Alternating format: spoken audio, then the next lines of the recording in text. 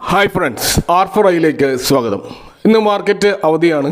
ഇന്ന് market അവധിയായതുകൊണ്ടും daily post market വിലയിരുത്താനില്ലാത്തതുകൊണ്ടും ഒരു study റിപ്പോർട്ടാണ് ഇവിടെ ഈ വീഡിയോയിൽ നിങ്ങളുമായിട്ട് പങ്കുവെക്കുന്നത്. ഇതിലെ ഡാറ്റ ET വെൽത്ത് എന്ന് പറയുന്നൊരു ലീഡിംഗ് ഫൈനാൻഷ്യൽ വെബ്സൈറ്റിൻ്റെ ഒരു റിസർച്ച് റിപ്പോർട്ടാണ്.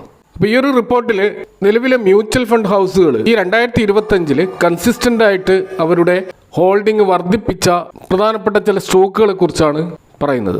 അപ്പോൾ ധാരാളം സ്റ്റോക്കുകൾ ഉണ്ടെങ്കിലും 6 സ്റ്റോക്കുകളിലേക്ക് എങ്ങനെയാണ് എത്തിച്ചേർന്നത് എന്നതിൻ്റെ പ്രോസസ്സ് കൂടി അവിടെ വിശദീകരിക്കുന്നുണ്ട്. അപ്പോൾ ആ ഒരു പ്രോസസ്സിലേക്ക് നമ്മൾ പോയി കഴിഞ്ഞാൽ ഇവർ ആദ്യം ചെയ്തിട്ടുള്ളത് BSEയിലെ 500 ഇൻഡെക്സ്, അതായത് BSEയിൽ ലിസ്റ്റ് ചെയ്തിട്ടുള്ള ടോപ്പ് 500 കമ്പനികളുടെ ആ ലിസ്റ്റിൽ കഴിഞ്ഞ 4 ക്വാർട്ടറുകളിൽ കൺസിസ്റ്റൻ്റ് ആയിട്ട് ഈ മ്യൂച്വൽ ഫണ്ട് ഹൗസുകൾ അവരുടെ ഹോൾഡിംഗ് വർദ്ധിപ്പിച്ച 104 സ്റ്റോക്കുകൾ കാണാൻ പറ്റും. അപ്പോൾ ഈ 104 സ്റ്റോക്കുകളിൽ അവർ മ്യൂച്വൽ ഫണ്ട് ഹൗസുകൾ 10%, അതായത് മൊത്തം മ്യൂച്വൽ ഫണ്ട് സ്കീമുകൾ പല AMCകളും ചേർന്നുകൊണ്ടുള്ള ആ സ്കീമിൽ മൊത്തം 10% കൂടുതൽ മ്യൂച്വൽ ഫണ്ട് ഹോൾഡിംഗ് ഉള്ള സ്റ്റോക്കുകളെ ഫിൽട്ടർ ചെയ്തുകൊണ്ട് ഈ സ്റ്റോക്കുകൾ ഏകദേശം 25ഓളം മ്യൂച്വൽ ഫണ്ട് സ്കീമുകളിൽ പ്രസൻസ് ഉണ്ട് എന്നുകൂടി ഉറപ്പുവരുത്തിയതിന് ശേഷം അത്തരത്തിൽ ഫിൽട്ടർ ചെയ്തപ്പോൾ 41 സ്റ്റോക്കുകളാണ് കിട്ടിയത്. അപ്പോൾ ഈ 25 സ്കീമുകൾ എന്ന് പറയുമ്പോൾ അതിൽ ഈ ഡൈവേഴ്സിഫൈഡ് ഇക്വിറ്റി സ്കീമുകളാണ് പരിഗണിച്ചത്. അതായത് ലാർജ് ക്യാപ്പ്, മിഡ് ക്യാപ്പ് പോലെയുള്ള എല്ലാ സെക്ടറൽ ഇൻഡെക്സുകളിലും എല്ലാ മാർക്കറ്റ് സെഗ്മെൻറ്റിൽ ഇൻവെസ്റ്റ് ചെയ്യുന്ന സ്കീമുകളാണ് നോക്കിയത്. അവിടെ സെക്ടോറൽ ഫണ്ടുകളും തീമാറ്റിക് ഫണ്ടുകളും ഹൈബ്രിഡ് സ്കീമുകളൊക്കെ ഒഴിവാക്കിക്കൊണ്ടാണ് ഈ മ്യൂച്വൽ ഫണ്ട് ഹൗസുകളെ പരിഗണിച്ചിട്ടുള്ളത്. അപ്പോൾ ഇങ്ങനെ കിട്ടിയ 41 സ്റ്റോക്കുകൾ ഇവർ വീണ്ടും ഫിൽട്ടർ ചെയ്തത് ROE എന്നുള്ള പ്രധാനപ്പെട്ട ഒരു പ്രോഫിറ്റബിലിറ്റി മെട്രിക്സ് ഉപയോഗിച്ചുകൊണ്ടാണ്. അപ്പോൾ കഴിഞ്ഞ 3 വർഷം ആവറേജ് ഒരു 15% റിട്ടേൺ ഓൺ ഈക്വിറ്റി രേഖപ്പെടുത്തിയ സ്റ്റോക്കുകൾ മാത്രമാണ് ഈ 41 സ്റ്റോക്കുകളിൽ നിന്ന് ഇവർ ഫിൽട്ടർ ചെയ്തത്. അത്തരത്തിൽ 18 സ്റ്റോക്കുകളെയാണ് കിട്ടിയിട്ടുള്ളത്. ഈ 18 സ്റ്റോക്കുകളിൽ ഹൈലി ഓവർ വാല്യൂഡ് ആയിട്ടുള്ള അല്ലെങ്കിൽ വലിയ PE റേഷ്യോയിൽ ട്രേഡ് ചെയ്യുന്ന സ്റ്റോക്കുകളെ ഒഴിവാക്കുകയും അതുപോലെ അതിൻ്റെ ROE വളരെ വീക്കായിട്ട് തുടരുകയും ചെയ്യുന്ന സ്റ്റോക്കുകളെയും ഒഴിവാക്കി. കൂടാതെ അനലിസ്റ്റുകളുടെ സെൽ റെക്കമെൻഡേഷൻ നിലനിൽക്കുന്ന സ്റ്റോക്കുകളെയും ഒഴിവാക്കി. അത്തരത്തിൽ ഒഴിവാക്കിയപ്പോഴാണ് ഇവർക്ക് ഫൈനലായിട്ട് 6 സ്റ്റോക്കുകളുടെ ഒരു ലിസ്റ്റ് കിട്ടുന്നത്. അപ്പോൾ ഈ 6 സ്റ്റോക്കുകളും കഴിഞ്ഞ 4 ക്വാർട്ടറിൽ കണ്ടിന്യൂസ് ആയിട്ട് ഈ മ്യൂച്വൽ ഫണ്ട് ഹൗസുകൾ അവരുടെ ഹോൾഡിംഗ് വർദ്ധിപ്പിച്ചുകൊണ്ടേയിരുന്ന സ്റ്റോക്കുകളാണ്. അപ്പോൾ ഇതൊരു കുറ്റമറ്റ ഒരു ഫിൽട്ടറിംഗ് ആയിട്ട് നമുക്ക് തോന്നുമെങ്കിലും നമ്മളൊരിക്കലും ഫണ്ട് മാനേജേഴ്സിൻ്റെ വലിയ മൂവുകൾ അതിനെ കണ്ണുമടച്ചുകൊണ്ട് അല്ലെങ്കിൽ അതിനെ അതേപോലെ മിമിക് ചെയ്യുന്ന ഒരു പരിപാടി അത്ര നല്ലൊരു സ്ട്രാറ്റജി അല്ല. കാരണം ഈ ഫണ്ട് മാനേജേഴ്സ് ഈ സ്റ്റോക്കുകളിൽ എൻ്റർ ചെയ്തിട്ടുള്ളത് അതിൻ്റെ വിവിധ വാല്യുവേഷൻ പീരീഡിലായിരിക്കും. ചിലപ്പോൾ ലോവർ വാല്യുവേഷനിലായിരിക്കും ഇവർ കൂടുതൽ ഹോൾഡിംഗ് ഉണ്ടാക്കിയിട്ടുള്ളത്. അതുകൂടാതെ തന്നെ ഈ ഫണ്ട് മാനേജേഴ്സ് മാർക്കറ്റ് കണ്ടീഷൻ അനുസരിച്ച് ചിലപ്പോൾ ഇവർ റീബാലൻസിങ്ങും നടത്തിയിട്ടുണ്ടാവാം, വെയിറ്റേജ് കൂട്ടുകയോ കുറയ്ക്കുകയോ ഒക്കെ ചെയ്തിട്ടുണ്ടാവാം. അപ്പോൾ അതുകൊണ്ട് തന്നെ നമ്മളെ ഇത്തരം സ്റ്റോക്കുകളൊക്കെ എത്തിയാൽ പോലും നമ്മുടേതായ ഒരു ഡ്യൂ ഡെലിജൻസ് അല്ലെങ്കിൽ നമ്മുടേതായ ഒരു പഠനങ്ങൾ നടത്തിക്കൊണ്ട് നമ്മുടേതായ ഒരു കൺവിക്ഷനോട് കൂടി മാത്രമേ സ്റ്റോക്കുകളിൽ ഇൻവെസ്റ്റ് ചെയ്യാൻ പാടുള്ളൂ. അതുകൂടാതെ നമ്മുടെ കയ്യിൽ സർപ്ലസ് ആയിട്ടുള്ള എമൗണ്ട് ഉണ്ടെങ്കിൽ മാത്രമേ ഏതൊരു സ്റ്റോക്കിൽ നമ്മൾ ഇൻവെസ്റ്റ് ചെയ്യാൻ പാടുള്ളൂ. അടുത്ത കുറേ വർഷങ്ങളിലേക്ക് ഹോൾഡ് ചെയ്യുന്ന രീതിയിലാണ് നമ്മൾ സ്റ്റോക്കുകൾ വാങ്ങുന്നത്. തീർച്ചയായിട്ടും അതിൻ്റെ ഗ്രോത്ത് ഉണ്ടാകുമ്പോൾ നമ്മൾ പ്രോഫിറ്റ് ബുക്ക് ചെയ്തേക്കാം, പക്ഷേ നമ്മുടെ ഒരു വ്യൂ എപ്പോഴും ലോങ് ടേം ആയിരിക്കണം. അപ്പോൾ ഇതൊക്കെയാണ് നമ്മളൊരു സ്റ്റോക്കിൽ ഇൻവെസ്റ്റ് ചെയ്തതിന് മുമ്പേ ശ്രദ്ധിക്കേണ്ട ഒരു കാര്യങ്ങൾ.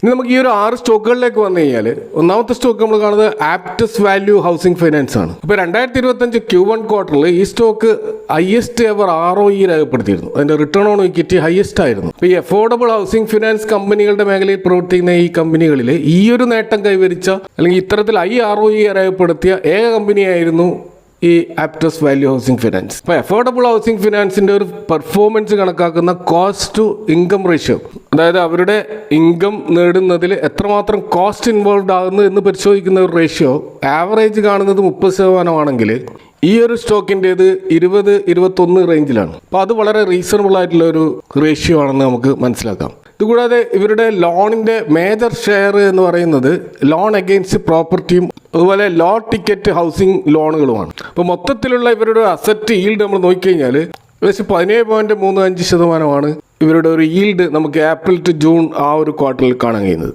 അപ്പോൾ ഈ ആപ്റ്റസ് വാല്യൂ ഹൗസിംഗ് ഫിനാൻസിൻ്റെ ഈ സ്റ്റോക്ക് ഹോൾഡ് ചെയ്യുന്ന 5 പ്രധാനപ്പെട്ട മ്യൂച്വൽ ഫണ്ട് സ്കീമുകൾ നോക്കുകയാണെങ്കിൽ അതിലൊന്ന് SBI സ്മോൾ ക്യാപ്പ്, മറ്റൊന്ന് JM വാല്യൂ ഫണ്ട്, അതുപോലെ SBI multi cap fund, Kotak small cap fund, അതുപോലെ Aditya Birla small cap fund.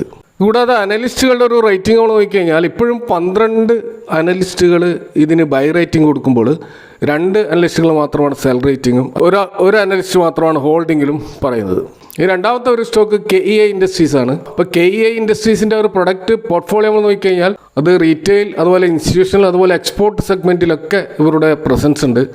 ഇവരുടെ എക്സ്ട്രാ ഹൈ വോൾട്ടേജ് കേബിൾസ് അതിന് മാർക്കറ്റിൽ വലിയ കോമ്പറ്റേറ്റേഴ്സ് ഇല്ലാതെ ഇപ്പോഴും ആ ഒരു മൊണോപ്പൊളി ആ മേഖലയിൽ അവർ തുടരുകയാണ്. ഇപ്പോൾ ഇവരുടെ റീറ്റെയിൽ ബിസിനസ്സിലാണ് മേജർ ബിസിനസ് വരുന്നത്. 50 മുതൽ 51% വരെ സെയിലുകൾ ആ ഒരു മേഖലയിൽ നിന്നാണ്. എന്നാൽ അത് കഴിഞ്ഞ 5 വർഷം മുമ്പേ 28-29 എന്ന ഒരു പെർസെൻറ്റേജിലായിരുന്നു. അപ്പോൾ അതിനുശേഷം ശക്തമായ ഡീലർ ഡിസ്ട്രിബ്യൂഷൻ നെറ്റ്വർക്കിലൂടെ നല്ലൊരു ജമ്പാണ് ഇവരുടെ ആ ഒരു സെയിൽസിൽ ഉണ്ടായിട്ടുള്ളത്. അപ്പോൾ ഇവരുടെ ഇപ്പോഴത്തെ റവന്യൂവിൻ്റെ 13% എക്സ്പോർട്ടിൽ നിന്നാണ് വരുന്നത്.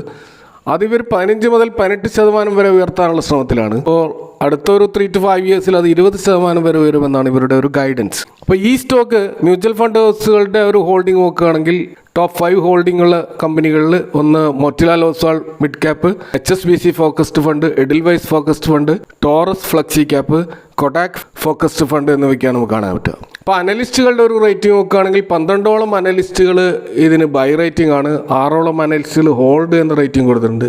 ആകെ ഒരു അനലിസ്റ്റ് മാത്രമാണ് സെൽ റേറ്റിംഗ് കൊടുത്തിട്ടുള്ളത്. അടുത്തൊരു സ്റ്റോക്ക് നമ്മൾ കാണുന്നത് ക്രോംപ്ടൺ ഗ്രീവ്സ് കൺസ്യൂമർ ഇലക്ട്രിക്കൽസ് ആണ്. ഇപ്പോൾ കൺസ്യൂമർ ഡ്യൂറബിൾസ് മേക്കർ ആയിട്ടുള്ള ഈ ഒരു കമ്പനി ഫാനും അതേപോലെ റെസിഡൻഷ്യൽ പമ്പുകളുടെ ഈ ഒരു മേഖലയിൽ 25% മാർക്കറ്റ് ഷെയർ ഉള്ള കമ്പനിയാണ്. ഇതുകൂടാതെ ഇവരുടെ ആ ഒരു പ്രൊഡക്റ്റ് പോർട്ട്ഫോളിയോ ഇവർ ഡൈവേഴ്സിഫൈ ചെയ്തുകൊണ്ടിരിക്കുകയാണ്.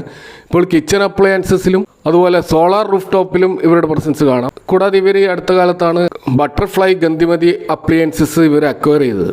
കൂടാതെ കമ്പനിയുടെ മാർജിൻ ഇമ്പ്രൂവ് ആയിക്കൊണ്ടിരിക്കുന്നുണ്ട്. ഇത് കൂടാതെ ഒരു നെറ്റ് ഡെറ്റ് ഫ്രീ കമ്പനിയായിട്ടും ഇത് മാറുകയാണ്.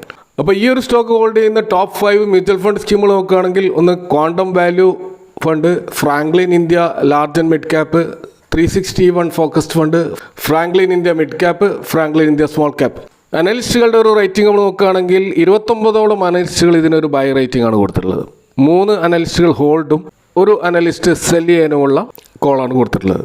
മറ്റൊരു സ്റ്റോക്ക് നമ്മൾ കാണുന്നത് PI ഇൻഡസ്ട്രീസ് ആണ്. അഗ്രോ കെമിക്കൽ കമ്പനി ആയിട്ടുള്ള ഈ PI ഇൻഡസ്ട്രീസ് ഈ സെക്ടറിൽ ഇപ്പോൾ നേരിട്ടുകൊണ്ടിരിക്കുന്ന എക്സ്പോർട്ട് രംഗത്ത് പ്രത്യേകിച്ച് അത്തരം തിരിച്ചടികളെയൊക്കെ മറികടന്നുകൊണ്ട് ഈ സ്റ്റോക്ക് സ്റ്റഡിയായിട്ട് ഒരു ഗ്രോത്ത് കാണിക്കുന്നതായിട്ടാണ് അതിൻ്റെ ഫൈനാൻഷ്യൽസിൽ നമുക്ക് കാണാൻ കഴിയുന്നത്. നമ്മൾ ഇന്ത്യയിൽ ഉണ്ടായിട്ടുള്ള ഫേവറബിൾ ആയിട്ടുള്ള മൺസൂൺ കണ്ടീഷൻസ് ഇത്തരം അഗ്രികൾച്ചർ ബേസ്ഡ് ആയിട്ടുള്ള സ്റ്റോക്കുകളിൽ നല്ലൊരു മുന്നേറ്റമാണ് ഉണ്ടാക്കിയിട്ടുള്ളത്. അപ്പോൾ അത് ഈ സ്റ്റോക്കിൻ്റെ ഡൊമസ്റ്റിക് ഗ്രോത്തിന് വലിയ തോതിൽ ഹെൽപ്പ് ചെയ്തിട്ടുണ്ട്. ഇപ്പോൾ കമ്പനി ഓൾറെഡി 20ലധികം പുതിയ പ്രൊഡക്റ്റുകൾ മാർക്കറ്റിൽ ഇൻട്രൊഡ്യൂസ് ചെയ്തിട്ടുണ്ട്. അതിൻ്റെയൊക്കെ രജിസ്ട്രേഷന് വേണ്ടിയിട്ടും ഇത് കാത്തിരിക്കുകയാണ്. ഇതുകൂടാതെ ഏകദേശം 800 കോടിയോളം രൂപയുടെ ഒരു കാപ്പക്സ് ഗൈഡൻസ് ഇവരുടെ സ്റ്റേറ്റ്മെൻറ്റുകളിൽ കാണാൻ പറ്റും.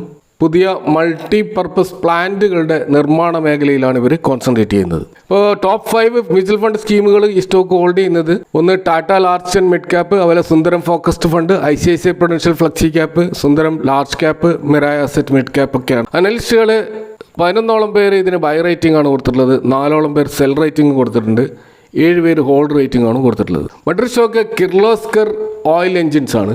ഇപ്പോൾ ജൂൺ ക്വാർട്ടറിൽ ഈ പവർ ജനറേഷൻ സെഗ്മെൻറ്റിൽ ഒരു റിവൈവൽ ഉണ്ടായിട്ടുണ്ട്. പ്രത്യേകിച്ച് high horse power, low horse power, അതുപോലെ മീഡിയം ഹോസ് പവർ മേഖലയിലുള്ള ജനറേഷൻ സെറ്റുകളിൽ അതിൻ്റെ വോളിയം തിരിച്ചു വരുന്നതായിട്ടും ഹെൽത്തി ആയിട്ടുള്ള ഒരു ഗ്രോത്ത് നടക്കുന്നതായിട്ടുമാണ് റിപ്പോർട്ടുകളിൽ കാണുന്നത്. കൂടാതെ ഈ കമ്പനിയുടെ ഇൻ്റർനാഷണൽ ബിസിനസ്സിൽ ശക്തമായ ഒരു ഗ്രോത്തും പ്രകടിപ്പിച്ചിട്ടുണ്ട്. അപ്പോൾ ഈ കിർലോസ്കർ ഓയിൽ ഹോൾഡ് ചെയ്യുന്ന പ്രധാനപ്പെട്ട 5 മ്യൂച്വൽ ഫണ്ട് സ്കീമുകൾ നോക്കുകയാണെങ്കിൽ ഒന്ന് DSP ഫോക്കസ്ഡ് ആണ്, മറ്റൊന്ന് DSP സ്മോൾ ക്യാപ് ഫണ്ടാണ്, മറ്റൊന്ന് യൂണിയൻ സ്മോൾ ക്യാപ് ഫണ്ട്, അതുപോലെ Mirae asset small cap fund, Bajaj Finserv small cap fund. 4 അനലിസ്റ്റുകൾ ഈ ഒരു സ്റ്റോക്കിന് ബൈ റേറ്റിംഗ് കൊടുത്തതായിട്ട് കാണാൻ പറ്റും. മറ്റൊരു സ്റ്റോക്ക് PSU ബാങ്ക് ആയിട്ടുള്ള ഇന്ത്യൻ ബാങ്ക് ആണ്. ഈ ഒരു ബാങ്കിൻ്റെ പ്രത്യേകത ഇതിൻ്റെ സുപ്പീരിയർ ഓപ്പറേറ്റിംഗ് ഗ്രോത്ത് ആണ്, ശക്തമായ മാർജിനും ഇതുകൂടാതെ ഇമ്പ്രൂവ് ആയിക്കൊണ്ടിരിക്കുന്ന അസറ്റ് ക്വാളിറ്റിയും ഈ സ്റ്റോക്കിനെ PSU ബാങ്കുകളിലും വേറിട്ട് നിർത്തുന്ന ഒരു സ്റ്റോക്കായിട്ട് മാറുകയാണ്. 14% ഇയർ ഓൺ ഇയർ ക്രെഡിറ്റ് ഗ്രോത്താണ് ഈ സ്റ്റോക്കിൽ കാണിച്ചിട്ടുള്ളത്. അപ്പോൾ അത് ഇതിൻ്റെ മറ്റു ബാങ്കുകളെക്കാൾ കൂടുതലാണ്, ഇൻക്ലൂഡിങ് പ്രൈവറ്റ് ബാങ്കുകളെക്കാൾ മെച്ചപ്പെട്ട പ്രകടനമാണ് ഈ ബാങ്ക് കാഴ്ചവെച്ചിട്ടുള്ളത്. ഇതുകൂടാതെ ഈ ഒരു ബാങ്കിൻ്റെ പ്രത്യേകത അവരുടെ ലോണ് MSME മേഖലയിൽ വളരെ കുറവാണ്. പ്രത്യേകിച്ച് US എക്സ്പോർട്ട് നടത്തുന്ന MSME കമ്പനികളിൽ ഈ കമ്പനിയുടെ ലോൺ എക്സ്പോഷർ വളരെ കുറവായതുകൊണ്ട് തന്നെ ഇവരുടെ അസറ്റ് ക്വാളിറ്റി വളരെ മെച്ചപ്പെട്ടതാണ് എന്ന് മനസ്സിലാക്കാൻ പറ്റും. ഇപ്പോൾ ലീഡിംഗ് ആയിട്ടുള്ള 5 മ്യൂച്വൽ ഫണ്ട് സ്കീമുകൾ ഈ ഒരു സ്റ്റോക്ക് ഹോൾഡ് ചെയ്യുന്നത് നമ്മൾ പരിശോധിച്ചാൽ bank of India large and mid cap fund, അതുപോലെ HDFC മിഡ് ക്യാപ് ഫണ്ട്, Axis, Mahindra Manulife, bank of India തുടങ്ങിയ മ്യൂച്വൽ ഫണ്ട് ഹൗസുകൾ നമുക്ക് കാണാൻ പറ്റും. ഈ സ്റ്റോക്കിൽ 9ഓളം അനലിസ്റ്റുകൾ ബൈ റേറ്റിംഗ് ആണ് കൊടുത്തിട്ടുള്ളത്, 2 അനലിസ്റ്റുകൾ ഹോൾഡിങ്ങും അതുപോലെ ഒരു അനലിസ്റ്റ് സെൽ റേറ്റിംഗുമാണ് കൊടുത്തിട്ടുള്ളത്. അപ്പോൾ ഇതൊക്കെയാണ് ഈ ഒരു 6 പ്രധാനപ്പെട്ട കമ്പനികൾ, മ്യൂച്വൽ ഫണ്ട് ഹൗസുകൾ കഴിഞ്ഞ 4 ക്വാർട്ടറിൽ കൺസിസ്റ്റൻ്റ് ആയിട്ട് അവരുടെ ഹോൾഡിംഗ് വർദ്ധിപ്പിച്ചതും അതേസമയം ശക്തമായ ബിസിനസ് ഫണ്ടമെൻ്റൽസ് കാണിക്കുന്നതുമായ സ്റ്റോക്കുകൾ. അപ്പോൾ തുടക്കത്തിൽ പരാമർശിച്ചതുപോലെ ഇതൊരു ബൈ റെക്കമെൻഡേഷൻ അല്ല, അപ്പോൾ ഇതൊരു ഡിസിഷൻ എടുക്കുന്നതിനുള്ള ഇൻഫർമേഷൻസ് പ്രൊവൈഡ് ചെയ്തു എന്ന് മാത്രം. അപ്പോൾ നമ്മൾ ഏതൊരു സ്റ്റോക്കിൽ ഇൻവെസ്റ്റ് ചെയ്യുമ്പോഴും നിങ്ങൾ ഫൈനാൻഷ്യൽ അഡ്വൈസേഴ്സുമായി കൺസൾട്ട് ചെയ്യുക, അതിൻ്റെ കൃത്യമായ ബൈയിങ് ലെവലിൽ മാത്രം വാങ്ങാൻ ശ്രമിക്കുക. അപ്പോൾ ഇതൊക്കെയാണ് ഈ ഒരു റിസർച്ച് റിപ്പോർട്ടുമായി ബന്ധപ്പെട്ടോട് പറയാനുള്ളത്. നിങ്ങളുടെ അഭിപ്രായങ്ങൾ കമൻറ്റുകൾ അറിയിക്കുക. Thank for watching. Next time with another video.